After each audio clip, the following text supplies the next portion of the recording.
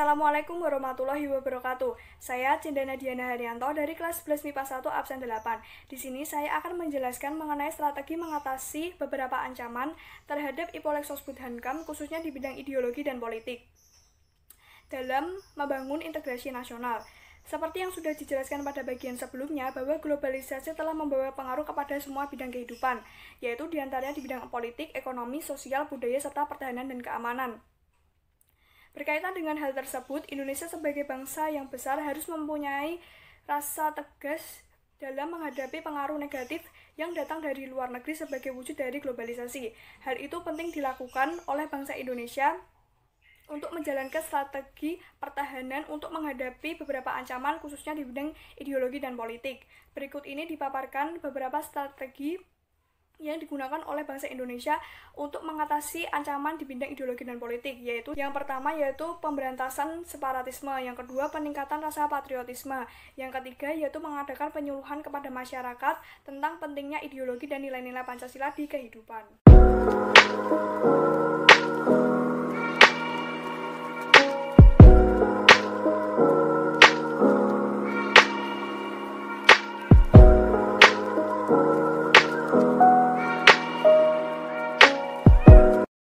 Yang pertama, strategi mengatasi ancaman di bidang ideologi dan politik.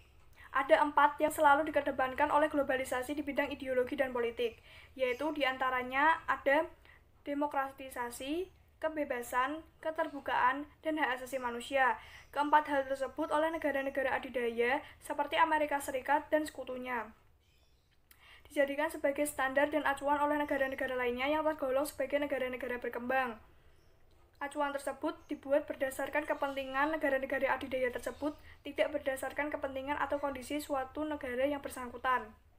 Maka tidak jarang suatu negara tidak mengedepankan 4 hal tersebut di kehidupan politik negaranya. Maka suatu negara tersebut akan dianggap sebagai musuh bersama, bahkan lebih menyedihkannya lagi dianggap sebagai teroris dunia yang diberikan sanksi berupa embargo dalam segala hal yang menyebabkan kesengsaraan, yaitu diantaranya kelaparan dan konflik dan lain sebagainya. Sebagai contoh, Indonesia pernah diembargo di bidang ekonomi oleh Amerika Serikat, yaitu tidak diberikan suku cadang pesawat F-16 dan bahan atau bantuan militer lainnya. Sanksi yang diberlakukan oleh negara-negara yang tidak menjadi sekutu Amerika Serikat. Sementara, sekutunya dibiarkan meskipun melakukan pelanggaran. Misalnya, Israel yang banyak membunuh rakyat Palestina dan menyerang Lebanon, tetapi tetap direstui tindakannya oleh Amerika Serikat. Di sisi lain, isu demokrasi pada saat ini benar-benar mempengaruhi kehidupan berbangsa dan bernegara. Segala peristiwa selalu dikaitkan dengan demokrasi. Akan tetapi, demokrasi yang diusung adalah demokrasi yang dihendaki oleh negara-negara adidaya yang digunakan untuk menekan dan menyerang negara-negara berkembang. Akibatnya, selalu terjadi konflik kepentingan yang pada akhirnya mengarah kepada pertikaian antar negara. Konflik tersebut dapat menghancurkan persatuan dan kesatuan bangsa Indonesia yang pluralistik. Bangsa Indonesia harusnya menunjukkan eksistensinya sebagai negara yang mandiri dan kuat, serta menjalankan hubungan-hubungan dengan negara lain dan kerjasama yang seimbang, saling menguntungkan, saling menghargai, dan saling menghormati.